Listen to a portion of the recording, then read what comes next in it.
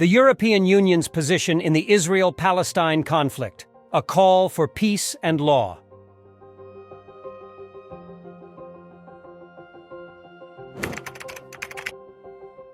The European Union, EU, as a significant actor in global politics, has long been involved in the Israel-Palestine conflict, a historical and deeply rooted issue that has seen decades of violence and failed peace attempts. Recently, Josep Borrell, the High Representative of the EU for Foreign Affairs and Security Policy, articulated the EU's perspective and proposed actions amidst the exacerbating humanitarian crisis in Gaza and escalating violence in the region. The Israel-Palestine conflict, with its origins in the early 20th century, has been a focal point of international diplomacy. The establishment of Israel in 1948 and the subsequent Arab-Israeli wars laid the groundwork for decades of strife. The EU's involvement, evolving over the years, has been marked by efforts to mediate peace and promote a two-state solution, as seen in its support for the Oslo Accords of the 1990s. Borrell's recent statements come at a time when the conflict has intensified, with a dramatic increase in violence and settlements. The EU's stance is predicated on upholding international law and humanitarian principles. It recognizes the rights of both Israelis and Palestinians and the need for their coexistence.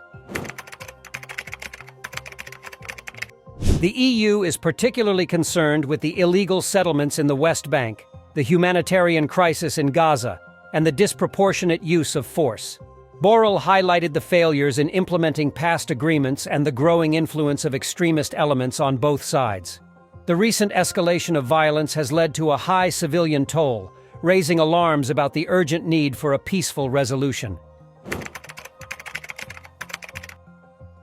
The EU advocates for immediate cessation of hostilities and the establishment of humanitarian corridors in Gaza.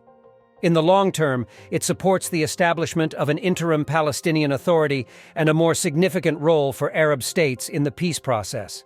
The EU also proposes a stronger involvement in the region, aiming to facilitate a peace conference and implement the two-state solution.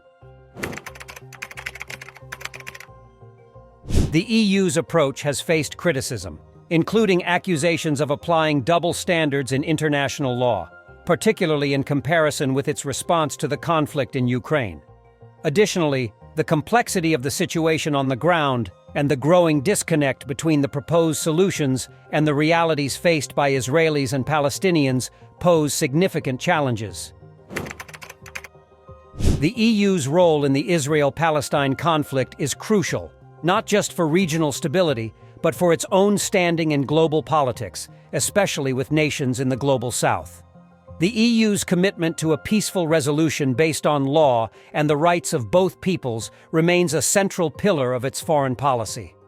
As Borrell emphasizes, the path to peace is fraught with difficulties, but it remains the only viable option for a lasting resolution to one of the world's most enduring conflicts.